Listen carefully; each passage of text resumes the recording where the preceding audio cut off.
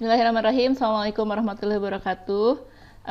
Kali ini saya akan menjelaskan mengenai unsur-unsur puisi ya, yang mungkin kemarin sudah sempat dibaca sama teman-teman di artikel sebelumnya, tapi mungkin teman-teman ada yang masih belum paham dengan unsur-unsur puisi tersebut gitu ya. Maka kemudian di sini akan menjelaskan sedikit, mudah-mudahan menambah pemahaman teman-teman ya. Oke, yang pertama untuk unsur-unsur puisi itu di sini ada di layar ya, tertera di layar. Dibagi menjadi dua, ada menjadi struktur fisik puisi dan struktur batin puisi. Jadi ada unsur fisik, ada unsur batin. Kayak layaknya manusia ya. Jadi puisi itu menjadi hidup gitu ya, seperti itu. Oke, yang pertama, mudah-mudahan ini kelihatan ya. Di sini ada perwajahan ya, perwajahan puisi, atau yang sering kita sebut dengan tipografi puisi. Nah, dalam puisi-puisi yang sebelumnya, teman-teman mungkin bisa lihat ya, yang bagaimana sih yang dimaksud dengan perwajahan puisi itu, bagaimana puisi itu tampak bisa kita lihat ya. Jadi ada puisi yang, kalau di sini sebelumnya ada yang disebut dengan puisi, sebentar, esai ya. Ada yang disebut puisi esai. Nah, sini ya ada ini jenis-jenis puisi, yang puisi baru, ada puisi kontemporer nih gitu ya. Nah, kalau untuk yang puisi lama itu kan lebih cenderung sama gitu ya, memiliki 4 bait, kemudian setiap baitnya terdiri dari berapa suku kata, kemudian rimanya dan iramanya bagaimana. Nah, itu merupakan tipografinya, bisa kita lihat bahwa puisi lama itu selalu terdiri dari 4 bait. Itu tipografi. Kemudian tata penulisannya juga gitu ya, tata penulisannya juga selalu biasanya rata pinggir gitu ya, seperti itu. Nah, kalau di dalam puisi kontemporer tidak demikian teman-teman ya. Kita bebas menuliskan tanpa aturan ya, karena kontemporer. Jadi sudah tanpa aturan. Teman-teman bisa menuliskan misalnya satu baitnya itu hanya terdiri dari satu larik saja, misalnya satu baris saja boleh ya, itu dalam kontemporer.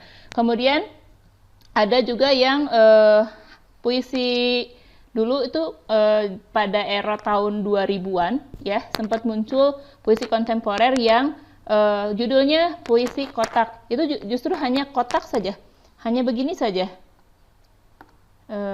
hanya begini saja.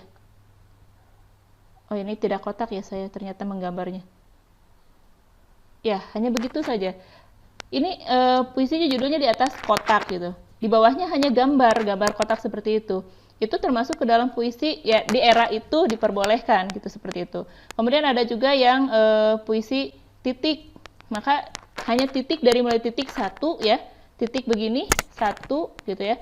Kemudian ada titik sampai titik yang banyak, itu judul dari puisinya titik gitu.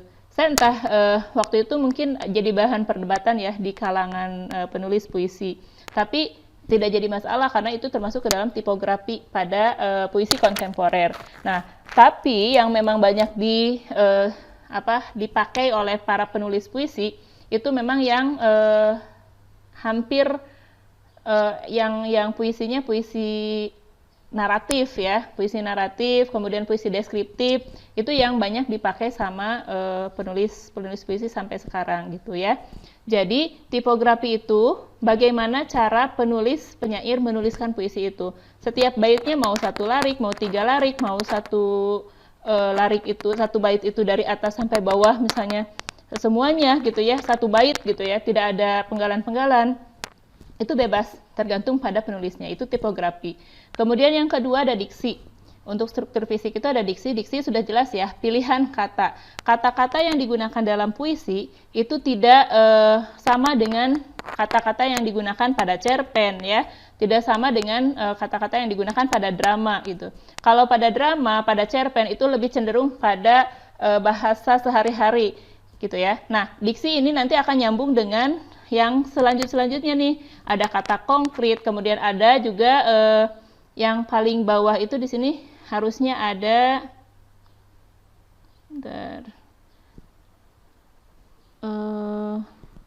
gaya bahasa ya, ada bahasa figuratif nih. Kalau di sini gaya bahasa, Sering juga disebut dengan bahasa figuratif ya untuk gaya bahasa itu. Jadi teman-teman untuk puisi itu menjadi satu kesatuan antara diksi, kata konkret, dan gaya bahasa ya.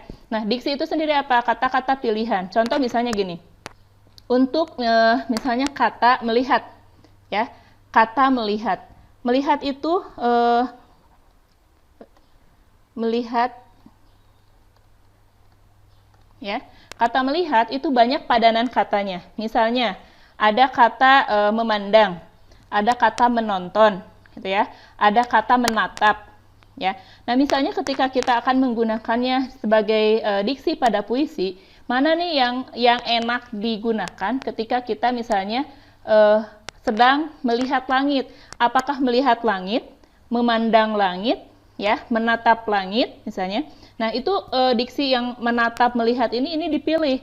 Yang mana yang paling pas gitu ya untuk digunakan dalam puisi tersebut. Itu yang namanya diksi. Jadi, pilihan kata. Nah, untuk nanti dalam praktek menulis puisi ini ya, teman-teman bisa menggunakan thesaurus ya. Thesaurus Bahasa Indonesia. Jadi nanti di situ ada muncul setiap kata itu muncul pilihan-pilihan katanya apa saja gitu. Pilih sama teman-teman yang mana nih yang cocok dengan kata-kata yang akan digunakan sama teman-teman di dalam puisi teman-teman nanti gitu. Karena nanti teman-teman akan dituntut untuk menulis puisi ya. Kemudian yang kedua, tadi saya loncat dulu ya untuk yang kata konkret dulu. Untuk yang kata konkret nih, bedanya apa Bu dengan diksi? Tadi kan kalau diksi itu pilihan kata. Jadi dari seluruhnya kata-kata yang ada dalam puisi itu termasuk ke dalam diksi. Kata-kata yang dipilih di dalam puisi itu, ya diksi itu.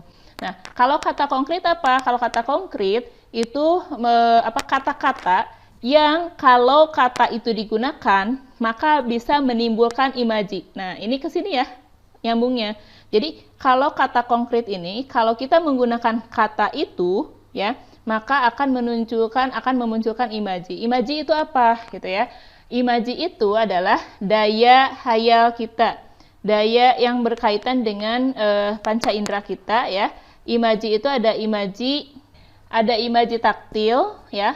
Imaji taktil itu yang berkaitan dengan indera peraba ya.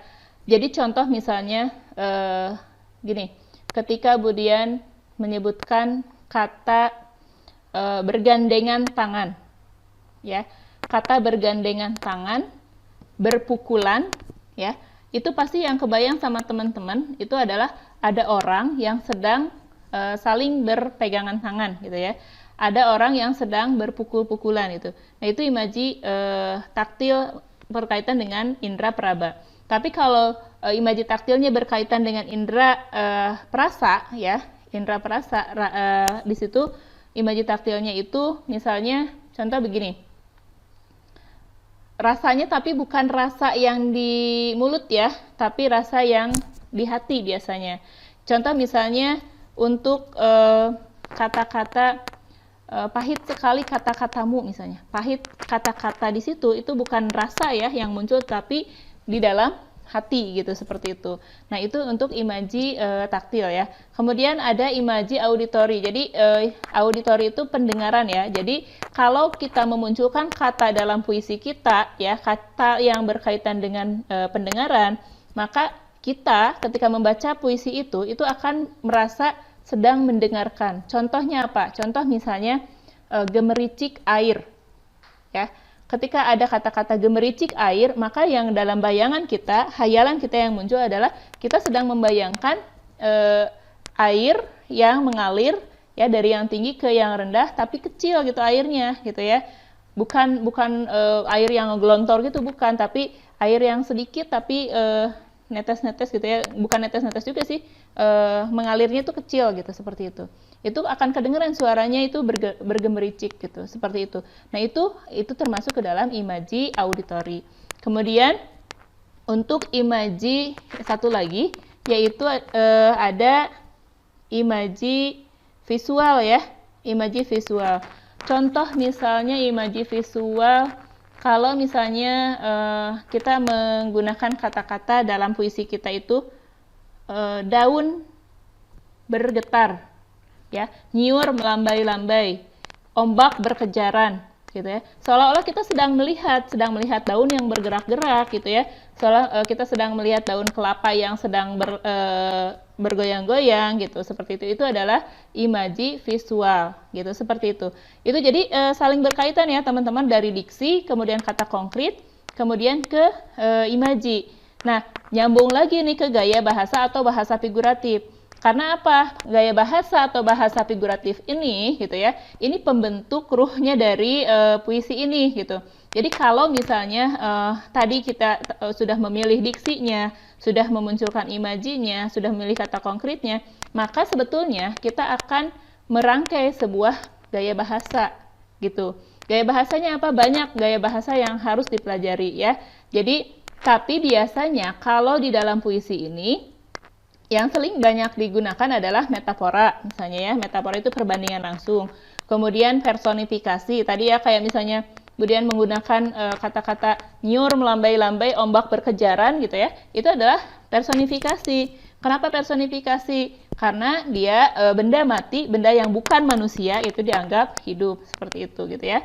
Kemudian gaya bahasa yang sering digunakan juga di dalam puisi itu adalah epipora, anafora, ada katapora. Ini adalah pengulangan-pengulangan kata, gitu ya. Kata yang sama diulang lagi di bawah, misalnya ya, itu termasuk ke dalam gaya bahasa atau bahasa figuratif, gitu ya. Teman-teman nanti mungkin untuk gaya bahasa ini akan ada sesi tersendiri ya untuk penjelasannya, akan dijelaskan lebih lanjut lagi, gitu ya.